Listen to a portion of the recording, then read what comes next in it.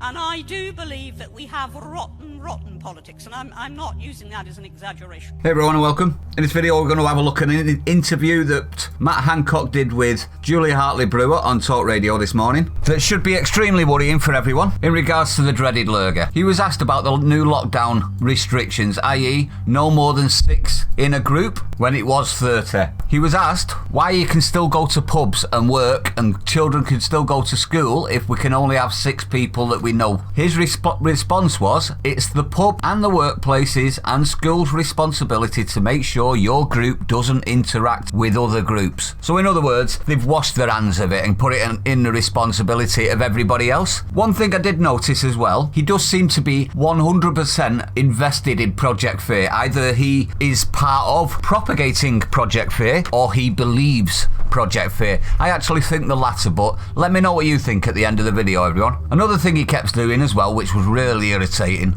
was this. So it's super simple. The rule is super simple. Yep, super simple. Just kept saying, this rule is super simple. Does he think we're all imbeciles? Because that's what it feels like, doesn't it? Now, on top of that as well, he is also talking about, you ready? Possible curfews nationwide. So everywhere shuts at 10 o'clock at night, like they're doing in Bolton, I think it's Bolton, and Leicester and other places. He wants to make that nationwide. He's also blaming young kids. Rich kids, to be exact. Can I just say this at this point? Rich kids in Bolton proves he's never been anywhere near Bolton. Sorry, but I've been to Bolton.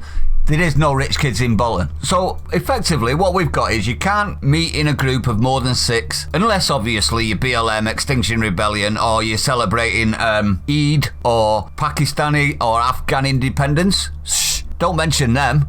No, I bet they're not involved. Asked how many deaths is an acceptable number to get us back to normal life. Should we have a listen? In return for keeping a few thousand people who very tragically are near the end of their lives anyway, because those are the people who are realistically going to die. Is that a fair trade-off? Because a lot of people now are questioning whether it is. That isn't the choice that's available to us.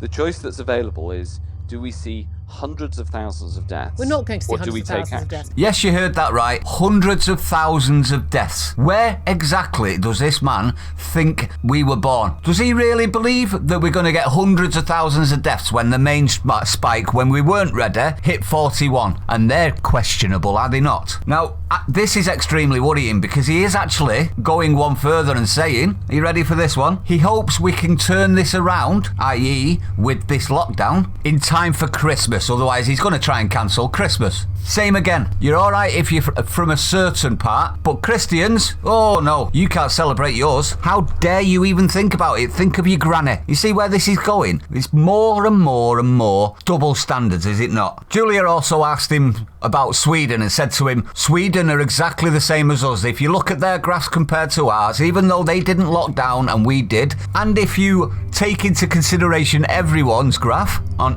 whether they lock down immediately or not, they all look the same. He denied this, but if you can actually go and check it out, everyone, it is she's truthful, he's either ignorant or lying. I'm sorry, but he is. We've also had a look at Sweden in the past, haven't we, in numerous videos, and there is a very good reason why Sweden were different to its neighbours, so I won't go into it again. If you do want to know what that is, go and check out my previous videos, everyone. On top of that, he's threatening large fines, £100 for if you're caught breaking the rules, which goes up to 3,000 and odd for repeat offenders, he called it. You wanted to know where all the money for the lurgy response is going to come from? I think we just found out, didn't we? Wonder who the cops will find the most. On top of that as well, like I said before, he is actually trying to lock us down until Christmas. Now, I've tried to do my best, and I'm sure everybody else has in regards to this lockdown, but if he thinks he's going to cancel Christmas after giving Eid celebrations full backing at the height of the virus, he's got another thing coming. That's discrimination, in my opinion, and it will not be allowed in this country by myself or anyone else. We should not allow that, to be honest. The Tories, obviously, the 100,000